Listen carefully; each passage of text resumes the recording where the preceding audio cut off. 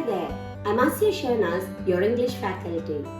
Today we are going to deal with the introduction to one of the poems of MA program second semester, that is The Wasteland, written by T.S. Eliot. Here it goes. The poem Wasteland, which is written by T.S. Eliot, and it is one of the work from 20th century. Wasteland is written by T.S. Eliot, and this particular poem is being divided into 5 sections, and each section, the names are The Burial of the Dead, then the second one, A Game of Chess, third one, The Fire Sermon, fourth, Death by Water, 5, What the Thunder Said. So these are the 5 parts. So before getting into each sections, let me talk something about this poem. That is, this poem has been published in 1922, and it has been published in a journal called Criterion. Okay, and this poem has got 433 lines, and as I have told, it has got 5 parts. It has been dedicated to his, I told you it is written by T.S. Eliot, and this particular poem has been dedicated to T.S. Eliot's fellow poet, that is his contemporary poet, Ezra Pound. You might have heard about Ezra Pound. He is an American poet and critic. And he was a person who advanced a modern movement in English and American literature along with T.S. Eliot. So they were really good companions. And this poem actually was gone through by him. It was sent to him by T.S. Eliot after writing. And Ezra Pound, he edited this poem. And so we should understand that Ezra Pound's effort is also there here. And apart from this, T.S. Eliot has a lot of contributions could be seen here by his T.S. Eliot's wife also. But it is not been officially noted, but you should know about it, okay? So this particular poem is a product after a great effort from T.S. Eliot, after undergoing a lot of references, readings and thinking, okay? So that is the reason why it came out to be a very fantastic and a really classic work by T.S. Eliot, okay? Then, this poem expresses the disillusionment and disgust of the period after World War I. As we told it, right, in our introduction, that what happened in World War I, and we know that what was the situation of the society. The society was really broken, and people were strayed. They didn't had any focus on their life or on their any moral values or anything. They didn't had any plan or focus in their life. And the society was really getting deteriorated in every aspects, like moral, ethics, everything, okay?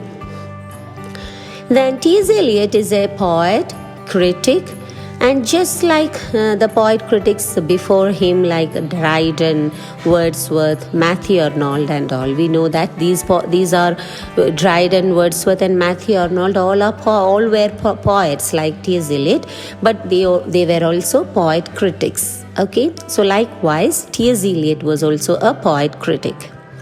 And he is the representative writer of modern age. That you should take into your mind. Never ever forget that he belongs to modern age, and he is a representative writer of modern age. And we know many other modernist writers are there. It's like James Joyce, D.H. Lawrence, Virginia Woolf, Ezra Pound. Ezra Pound is an American, okay? While we are talking about English writings, we can find James Joyce, D.H. Lawrence, Virginia Woolf, and many others, okay? So these are some of the eminent modernist writers. Then the Wasteland actually is a masterpiece of T.S. Eliot. We can see that he has written a lot of works. He's a playwright. See, even you have got in your syllabus to learn The Murder in the Cathedral, which is being written by, it's a drama written by T.S. Eliot. So, and it is really wonderful piece. Then we can see another many other poems are there written by him. Then apart from that, he has written a lot of essays as a critic. This tradition and individual talent. Then many other writings are there, like metaphysical. He wrote about metaphysical poets and even about the problems of Hamlet. And also he's really an eminent critic. Okay, then while we talk about modernism, we all know is well known for its modernity and novelty approach. Okay, modern means novel, becoming really new. Okay, that's the concept of modernism. So here we can see Virginia Woolf, we can see many other writers like James Joyce and all, who were really stick with the norms of bringing out products with novel ideas and novel things in it. Like that is modernism, okay, bringing new forms. And they really ignore the traditional and conventional style of writing. That is modernism actually. But while we learn about T.S. Eliot, what you have to understand is that T.S. Eliot had a different attitude towards modernism. Actually, his writing style was new. He introduced free verse in writing poems and dramas and all. Then we can find that he is bringing a new style. Even in this poem Wasteland, we could find a new style. That is, I talked about 5 parts here, and each and every part has got no connection. You'll find that it is being presented just like a cinematic reel, as we know that each scene may not be connected, but there will be, as a whole, there will be a connection. As a whole, it will be talking about a single thing, but we won't find, it will be scattered. We can't find a connection, an immediate connection between each parts. But obviously the whole thing will be talking about a single general theme. This is the style of modernism. Children, you might have heard about modern art. See, have you ever seen a modern art? See, in a modern art, you can find many bits of fragments of pictures will be there. And these fragments actually will have, as a whole, you can find a figure out of that, or a meaning or a theme out of that. But at a glance, we'll find that, see, this if it is a picture, see a modern art picture, you'll find that, see, many colors are there, see, many things are being put together, and you can't figure out what it is actually at its first glance. But when you go deeper into it, when you go to an analytical level, you'll find a single theme out of that. That is modern art. So the same thing is being done in poetry, writing poetry also. See, here each parts are there. As I told about fragments, you can find many fragments of parts here, like the burial of dead is a part. Then in that particular part itself, each stanza holds different things, different incidents are being told there. Very different means you can find that even the background is changing, the place is changing, the time is changing, everything is changing. But as a whole, when you finish the whole 5 parts, you can find that, see, as a whole, this guy is talking about a single thing, and you'll get that effect of the whole effect. As a whole, you'll get really impressed about it when you go deeper into this poem. So this is modern art. Okay, so this technique of modernism, that's a technique of modernism and the expression of art which is being used in modernism. So such a technique could be seen here also, and T.S. Eliot is really brilliant guy to do that, especially in his Wasteland. But as I told you, though his technique is modern, his way of writing, his techniques, everything is modern, he never ignored tradition. In his essay Tradition and Individual Talent, you may find that he is a person who never says that tradition should be ignored. But you can find that many other modern writers like Virginia Woolf and James Joyce and many other, if you are doing more research on modernism, you'll find Bloomsbury group. It is a group of artists, not only writers, painters will be there, many different expressions of manifestation of art could be seen in that group, the people who are using art. Okay, so that group of people, they had a notion that we should ignore completely, totally, we should get away from the conventional style, and tradition should never be mixed up, and a complete new and novel idea should be brought, and that is what is modernism. But in the case of T.S. Eliot, and also F.R. Lewis is another person whom you will come across in your syllabus itself. You have to learn about F.R. Lewis in your I think it's in your critical paper. There you have to learn about his great tradition. And see, there also he is also a modern writer. As I told you, T.S. Eliot and F.R. Lewis are the people who always try to pick up the string of tradition and bring out new novel works. Okay, so these two approaches of modernism you should understand. So T.S. Eliot was a person who always called back tradition and traditional values and moral values, and he wanted to fix the society with these values and bring out a new, novel, developed country. So this is his basic need of writing Wasteland. So he found that England, and not only England, the whole world after World War has found to be fragmented. It is totally broken.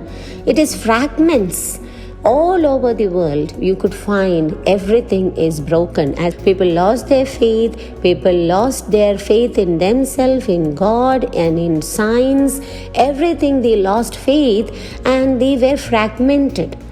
And here, actually, T.S. Eliot is trying to fix these fragments. And they are fragmented because they have lost everything, and no moral values are being seen in the society. So he is trying to fix it again. Okay, so this fixing up of morality and moral values are the main aim of T.S. Eliot in writing Wasteland. So he is calling Wasteland, it could be taken as England as a wasteland, or you know what is wasteland? A land where complete waste is there. Okay, or a land, or we can take it in another sense, like a land which is an utter waste. It could be used for nothing.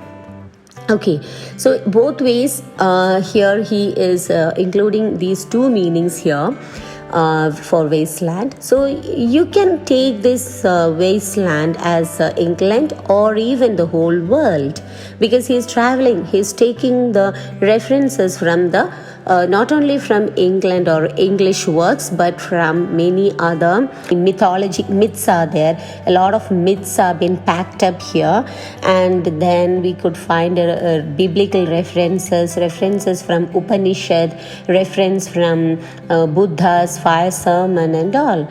So we could find both Eastern and Western concepts and references here, which have been put together. Okay. So now I think you have got a good idea about the background of this poem. And This poem actually shows the wide knowledge in myth and legends from the different parts of the world. And the knowledge which T.S. Eliot to have. Actually, he was influenced by two books. Okay, please write it down. It will help you for your net preparation. The name of the books are From Ritual to Romance, which has been written by Jesse L. Waston. Then another book is The Golden Bough. Bough means Bough, bow. It has been written by Sir James Frazer. So these are the two books. Actually these are 20th century books. These two books were really influenced by T.S. Eliot, and he took many references from these books. So that's why we could find a lot of myths in this poem.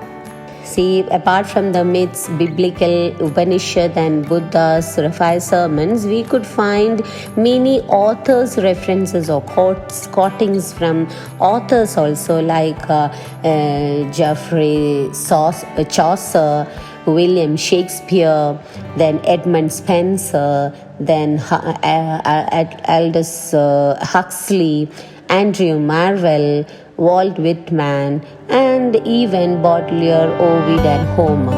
So a lot of references are there. Okay, the legends which are being referred here by T.S. Eliot, and that is the legend of the Fisher King, Arthurian legend, then Grail, the Holy Grail legend. Then we have seen legend of Oedipus, Tiresias, and about Philomela. Philomela, actually, it's a myth which you can see in Ovid's work. Okay, it's from the Roman writer Ovid. You might have heard about him. And this particular myth has been actually taken from his work by T.S. Eliot, and it is Philomela. Another thing about the introduction on this poem is that narration style. As I have told you, you should write about the narration style while you are answering this any question from this poem. And it is first one I told you, the modernist technique of fragmentary narration. Then we can see that it lacks a continuity. Each fragment lacks a continuity. That is also, I told you, it's a speciality of modernism. Then these disconnected episodes could be seen juxtaposed in this poem, always. Okay, and the narration style, many narration style we can see here. Monologue is there, dialogues are there, and then we could find a cinematic technique, as I have told you. What is it? That is jumping from one scene to another scene. It could be images are being juxtaposed. The background is being jumping from one to another. The time is jumping, everything. Okay, then it's just like a movie. Okay, we could find that the things are happening just like a movie, a modern movie. Many languages are being used directly here, like Latin, Greek, German, Sanskrit and all. These four languages could be seen apart from English language. Okay, so these are the basic things which you have to know as an introductory part or about Wasteland.